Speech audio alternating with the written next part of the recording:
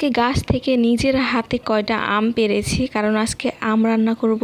যেহেতু এটা আমের সিজন আর আম তো অনেক রকম ভাবে খাওয়া যায়, এটা তো আমরা সবাই জানি। তো ভাবলাম আজকে আম রান্না করি এবং আপনাদের সাথে একটু শেয়ার করি, কারণ সব জিনিস আপনাদের সাথে যেহেতু শেয়ার করি, এটাও একটু শেয়ার করলে ভালো লাগবে। আর এই কাজগুলো আমি সব সময় অবসর সময়ে করার চেষ্টা করি। তার মানে হচ্ছে আমি দুপুর থেকে সন্ধ্যা পর্যন্ত একদমই অবসর, মানে এই সময়টাতে আমার কোনো কাজ থাকে না। তো এই সময়গুলো আমি মানে যেগুলো আজারা কাজ সেগুলো করার চেষ্টা করি। আম রান্না কার কাছে কেমন লাগে জানি না, তবে আমার কাছে খুবই ভালো লাগে। আর আমাদের গ্রামে এটা বাড়িতে বাড়িতে প্রতিদিনই প্রায় রান্না করা হয়। ছোটবেলায় দেখতাম ঘুম থেকে উঠে মা দাদি এরা সবাই আম রান্না করছে আর সাথে গমের আটার যে লাল রুটি থাকে এটা বানাইছে। কিন্তু ছোটবেলায় যখন ঘুম থেকে উঠে এই খাবারটা দেখতাম তখন অনেক বিরক্তি বোধ করতাম, মানে খেতে ইচ্ছা করতো না। মাকে বা দাদিকে অনেক বকা দিতাম যে এটা কেন করছো, বাট এখন অনেক ভালো লাগে এবং ওই খাবারগুলোকে অনেক বেশি মিস করি। গ্রামের কিছু খাবার আছে আসলে যেগুলো খুবই মজার, এখন দূরে এসে সেগুলোকে অনেক বেশি মিস করি। দূরে যেহেতু আসছি এখন খেতে মন চাইছে, কি করা, নিজের হাতে বানিয়ে খাই। তবে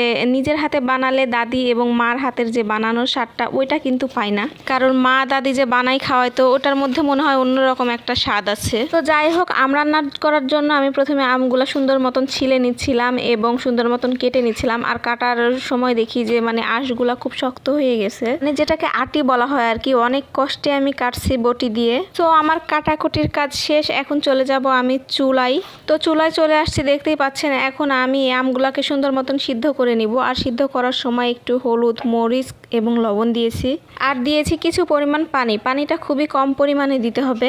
আম বাতি হইলে মানে আম পুষ্ট হয়ে গেলে আমে সিদ্ধ করতে বেশি একটা পানি লাগে না, সেজন্য আমি পানির পরিমাণটা খুবই কম দিয়েছি। তারপর কিছুক্ষণ সময় ধরে সিদ্ধ করে নিয়েছি। যখন দেখছি যে এটা সিদ্ধ হয়ে গেছে তখন পরিমাণ মতো এখানে চিনি অ্যাড করব। আর আমটা পুরোপুরি সিদ্ধ হওয়ার পরেই কিন্তু চিনিটা অ্যাড করতে হবে। আর চিনিটা আপনাদের পছন্দ মতো অ্যাড করতে পারেন, কেউ হয়তো বেশি খায় কেউ হয়তো কম খায়, তবে আমি আমার পছন্দ মতো এখানে চিনি অ্যাড করে নিলাম এবং চিনিটা দেওয়ার পরে খুব ভালো মতো নাড়াচাড়া করে নিব যাতে আমগুলোর সাথে সুন্দর মতন মিশে যায়। তারপর আবারও কিছু সময় ধরে জাল করে নিব, মানে চিনির পানিটা বের হবে এটা শুকানো পর্যন্ত। এটা আবার বেশি শুকাই ফেললে আবার ভালো লাগে না। আমি মোটামুটি এখানে বেশ কিছু সময় ধরে জাল করে নিয়েছি। তো জাল করে নেওয়ার পর এখন এটাকে বাগার দিতে হবে। এটাকে বাগার দেওয়ার সময় কিন্তু কয়েকটা উপকরণ লাগবে, উপকরণগুলো না দিলে কিন্তু একদমই ভালো লাগবে না খেতে। উপকরণগুলো হচ্ছে রসুন, শুকনা মরিচ এবং পাঁচফোড়ন। আর পাঁচফোড়নটা না দিলে তো একদমই ভালো লাগবে না, মানে যে ঘ্রাণ স্মেলটা সেটা আসবে না। আমি এখানে বাগার দিয়ে নিব সেজন্য ঢেলে নিয়েছি। আর এখানে দিয়েছি সরিষার তেল। সরিষার তেলের মধ্যে আমি প্রথমে দিয়ে দেবো রসুন কুচি